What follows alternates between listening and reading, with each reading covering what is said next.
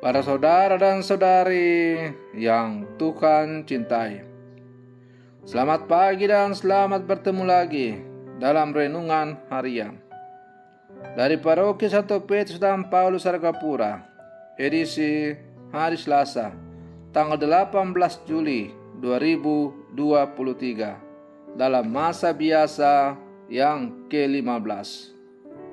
Mengawali hari yang baru ini, kita hendak mendengar dan merenungkan sabda Tuhan. Marilah sebelum kita mendengar dan merenungkan sabda Tuhan, kita berdoa. Dalam nama Bapa dan Putra dan Roh Kudus. Amin. Allah Bapa kami yang maha baik, Engkau telah menunjukkan adanya kekuatan yang mampu memberikan pertolongan. Ialah Yesus, Musa yang baru. Kami mohon, semoga Dia berkenan mengarahkan hidup kami kepada kebaikan dan membimbing kami masuk ke dalam kedamaian-Mu. Bersabdalah ya Tuhan, kami siap untuk mendengarkan. Terpujilah Engkau, Bapa, Putra, dan Roh Kudus, kini dan sepanjang segala masa. Amin.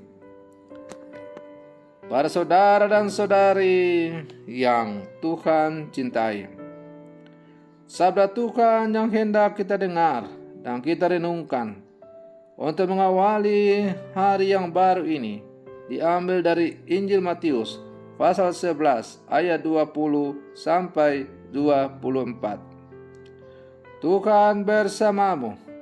Inilah Injil suci menurut Matius. Sekali peristiwa, Yesus mulai mengecam kota-kota yang tidak bertobat.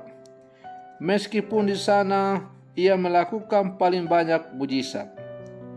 Ia berkata, "Celakalah engkau Korazim, celakalah engkau Betsaida, karena jika di Tirus dan Sidon terjadi mujizat-mujizat yang telah kulakukan di tengah-tengahmu, pasti sudah lama mereka bertobat dan berkabung.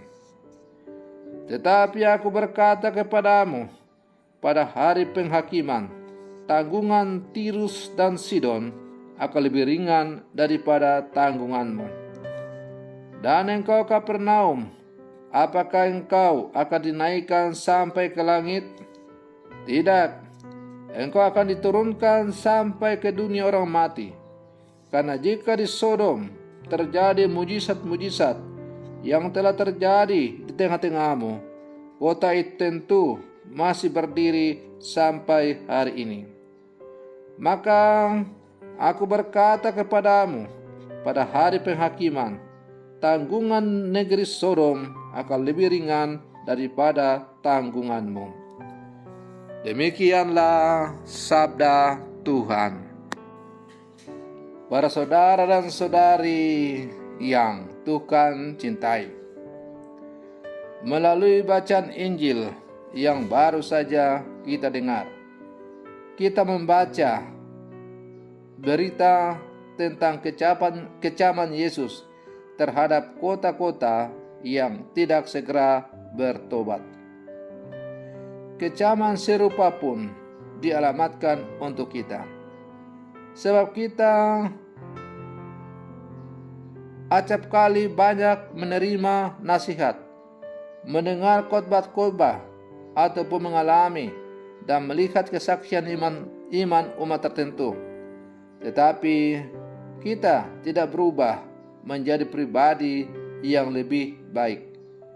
Kita layaknya ember bocor yang tak mampu menampung air, meskipun orang berulang-ulang mengisi dengan air. Para saudara dan saudari yang Tuhan cintai, kita menggunakan waktu secara berlebihan untuk memperjuangkan perasaan dan emosi-emosi saat, untuk memiliki dan menampung sebanyak mungkin kekayaan, ataupun untuk memikirkan kepentingan-kepentingan pribadi secara sepihak. Alhasil, Allah luput dari pancaran indera kita, teguran dan sapaan Allah berlalu begitu saja. Kita mengabaikan Allah yang menghampiri kita dalam banyak momen kehidupan.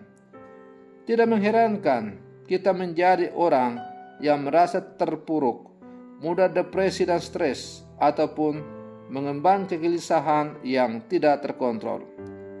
Para saudara dan saudari yang Tuhan cintai, bila mana sesama kita jatuh ke dalam dosa, maka ada beragam cara mengingatkan dan membawa seseorang yang telah melakukan kesalahan untuk berbenah diri dan kembali di jalan yang benar. Ada yang cukup diberitahu secara halus, ada yang perlu diajak wawan hati secara personal, ada yang perlu ditegur secara tegas dan butuh ditunjukkan kesalahannya. Ada pula yang sedemikian degil dan keras kepala sehingga agar sadar akan kesalahannya dan mau berubah dibutuhkan kecaman atau bahkan diancam dengan hukuman tertentu.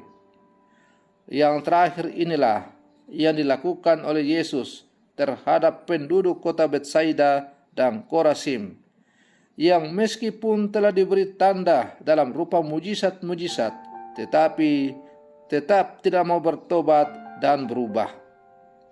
Kepada mereka, Yesus menggunakan kata-kata yang keras, yaitu ancaman akan hukuman. Dengan harapan hal ini akan menjadi satu syok terapi yang mujarab.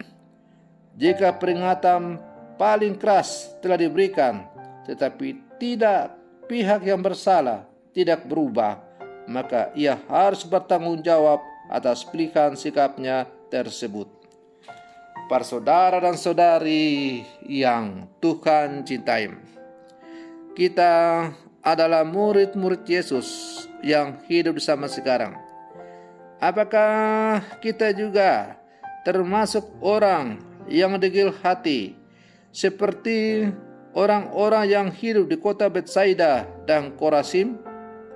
Meskipun kita telah menyatakan bahwa kita adalah orang-orang percaya kepada Yesus yang diawali dengan menerima sakramen baptis, tapi benarkah kita telah hidup sesuai dengan janji baptis yang kita ucapkan? Kecaman Yesus terhadap kota-kota Korazim dan Betsaida yang kita dengar dalam bacaan Injil hari ini ditujukan juga kepada kita sebagai murid-murid Yesus yang hidup di zaman sekarang. Kita harus sungguh-sungguh beriman sejati, beriman yang bukan sekedar supaya dianggap orang saleh, tetapi iman yang sungguh-sungguh bertumbuh atas relasi pribadi dengan Kristus. Maka para saudara dan saudari yang Tuhan cintai, semoga kita sebagai murid-murid Yesus yang hidup sama sekarang sungguh semakin menjadi murid-murid yang sejati. Mari terus berlangkah maju bersama, memurnikan motivasi beriman kita. Mudah-mudahan kita semakin menjadi orang-orang beriman sejati dan semakin layak disebut sebagai murid-murid Yesus. Selamat pagi, Tuhan Yesus memberkati.